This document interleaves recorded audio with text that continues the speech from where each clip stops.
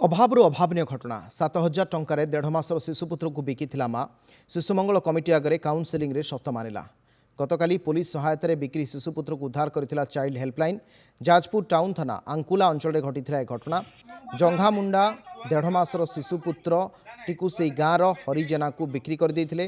तांगठारु 6,000 टंका आनिथिले जंघामुंडा। परे मार मन मानि नथिला। परे टंका फेरस्त करी पिलाटी को आनिबा को जिबारु सेमाने आउ देई नथिले। एने माँ जंघामुंडा चाइल्ड हेल्पलाइन रे अभियोग करथिला। एहा परे पुलिस सहायतार चाइल्ड हेल्पलाइन हलदी पदारे थिबा हरिजेना संपर्कियों घर पिलाटी को उद्धार करथिले। तदंत बेले से अंचल आशाकर्मी मध्य पिलाटी को अन्य जन को देबा पई उद्यम करथिबा जानिबाकु पाइछि शिशुमंगल कमिटी। एबे शिशुटी को सीडब्ल्यूसी निज अधीन रखिछि।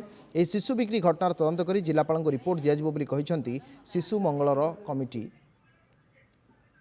पैसा मु फेरई देवी आउ तबे मु नहीं कि जीवी जो खाइबा पीबा पाइली नहीं बोल के मु देई देनी जाई कि ता घर छुआटा को बांधली नहीं कि जीवी घर को आउ कोन करम ता संगे काउंसलिंग हला परे जणा पड़ला जे हां प्रकृत रे से तारो अभाव असुविधा जकू पिलाटा को 7,000 टका रे बिक्री कर देछि।